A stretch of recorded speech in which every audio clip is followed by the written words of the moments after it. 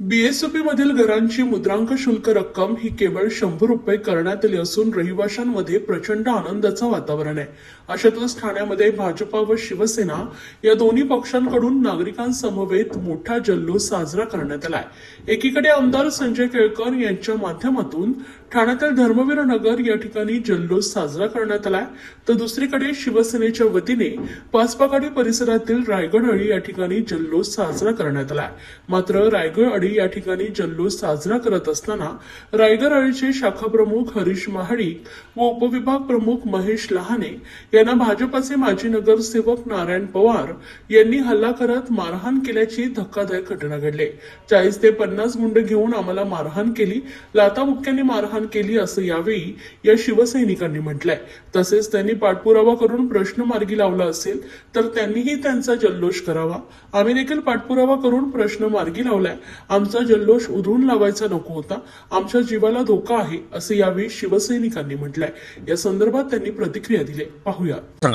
मी साहेबांनी जे 100 रुपये कर यांना दिलेले होतं, तर त्यामुळे आम्ही एक जल्लोष म्हणून साजरा करण्यासाठी आमच्याच सोसायटीमध्ये लक्ष्मीनारायणमध्ये कार्यक्रम ठेवला आणि साहेबांना आम्ही व्हिडिओ कॉलद्वारे आम्ही ते दाखवणार होतो की आम्ही एक जल्लोष साजरा करतो म्हणून। तर काही आपले स्थानिक नगरसेवक नारायण पवार यांनी आमच्याकडे येऊन आम्हाला बोलले मी बिल्डिंग बांधले, हे केलं ते केलं।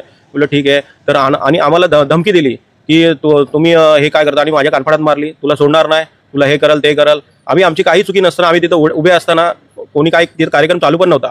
जे नंतर आले ते सगळेजण 40-50 लोकांना घेऊन आणि त्यांनी डायरेक्ट आमच्यावर हे बोलत आणि स्वतःनी पवार साहेबांनी आमच्यावर आम्ही त्यांच्याबरोबर आमच्या स्थानिक इथले असताना आमच्यावर ते लोकप्रतिनिधी आहेत तिथे, तरी पण त्यांनी माझ्यावर हात उचलला। आम्ही आदमी आहोत, आम्ही काय करू शकत नाही, काही ते आम्ही काय कार्य करू शकतो, आम्ही पक्षाचे कामं करतोय ना। की कुठल्या पक्षात तुम्ही युती धर्म पाळत नसेल तर उपयोग काय होता तुमचा युतीचा?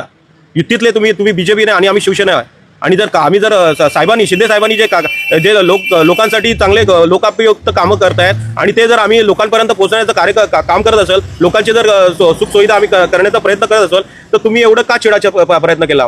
आम्ही काय वेगळं वागलो का त्याच्यामध्ये? आम्ही लोकांचे चांगले कार्यक्रम करायला बघत होतो ना। लोकांना 100 रुपयात जर स्टॅम्प पेपर किंवा लोकांचं जर रजिस्ट्रेशन होत असेल, जर लाख रुपये कुठं आणि 100 रुपये, तर आम्ही त्याचा जल्लोष साजरा करण्यासाठी आम्ही कार्यक्रम ठेवला आणि साहेबांना आम्ही व्हिडिओ कॉलद्वारे आम्ही ते लाईव्ह करणार होतो। एवढंच फक्त होतं आणि त्याच्यावरनं ते सगळे तिकडून जवळजवळ 40-50 लोकांना घेऊन आले आणि मला बोलतात की तुला मी बघतो आणि माझ्या कानफाडात मारली। मी बोललो साहेब, पहिला आपला महेश लहाने उपविभाग प्रमुख आहेत तिथले स्थानिक, त्यांना मारत होते। मी बोललो कशाला साहेब मारतात, हे आहेत ना ते, त्यांना कशाला मारतात? बोलतो तू कोण आहेस, तू कशाला हे करतो, तुला मी बघतो आणि कानफाडात मारली, तुला सोडणार नाही, मी बघतो नंतर काय करायचं ते। बरं एवढंच आम्ही लोकांची कामं करण्यासाठी आम्ही तिथं दिवसभर हे करतो, बस एवढं असताना त्यांनी आमच्या डूक धरला आणि आम्हाला हे केलं। माझं नाव महेश लहाने, मी लक्ष्मीनारायण सभासद आहे। आमचं शिंदे साहेबांचं आभार होतं व्यक्त करण्यासाठी आम्ही तिथे सर्व लेडीज लोक वगैरे बिल्डिंगमधले येणार होते आणि व्हिडिओ कॉलद्वारे आम्ही सर्वांची संवाद साधणार होतो। तितक्यात ते नारायण पवार नगरसेवक तिथे आले आणि मला धक्काबुक्की केली आणि मलाही कानाखाली मजा मारली।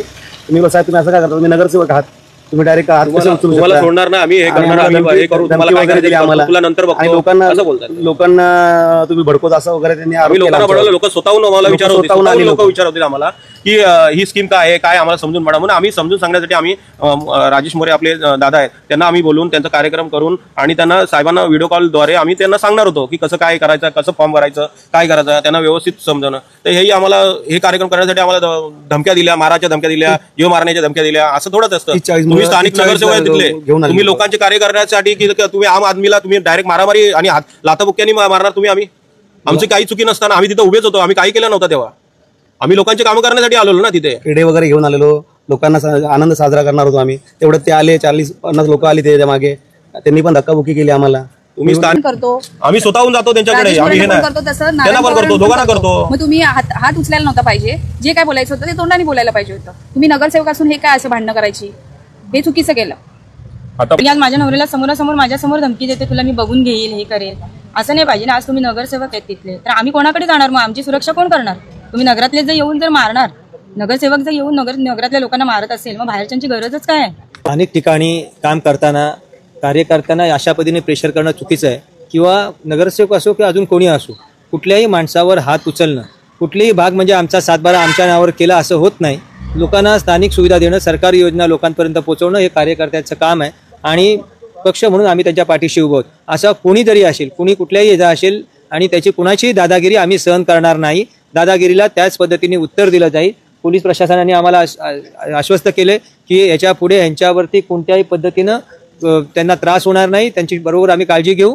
आणि पोलिसांनी सांगितले, पोलिसांनी आम्हाला खात्री दिली, आश्वासन दिले की त्या सगळ्या याच्यांवरती आम्ही कारवाई करू. म्हणून आम्ही आता इथनं जात आहोत.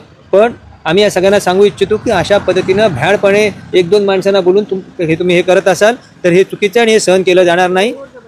आणि कुणालाही एखाद्या माणसाचं जर शिंदे साहेबांनी केलेल्या कामामुळे जर त्या लोकांच्या सोसायटीचं भलं होत असेल आणि ते जर भलं होण्यासाठी आनंद व्यक्त करत असतील तर कुणीही आपण मिठाचा खडा व्हायचं काम करू नये. आपण चांगलं काम करावं. लोकांच्या चांगलं काम केलं, लोक तुम्हाला लक्षात ठेवतील. दादागिरीची करायची गरज नाही. लोक दादागिरीला कंटाळले. दादागिरी करून काही साध्य होत नाही. लोकांची कामं करा, लोक तुम्हाला लक्षात ठेवतील. दादागिरीची गरज नाही. आणि ह्याच्या पुढे जर कोणावर हात लावला तर आम्ही ऐकून घेतलं जाणार नाही.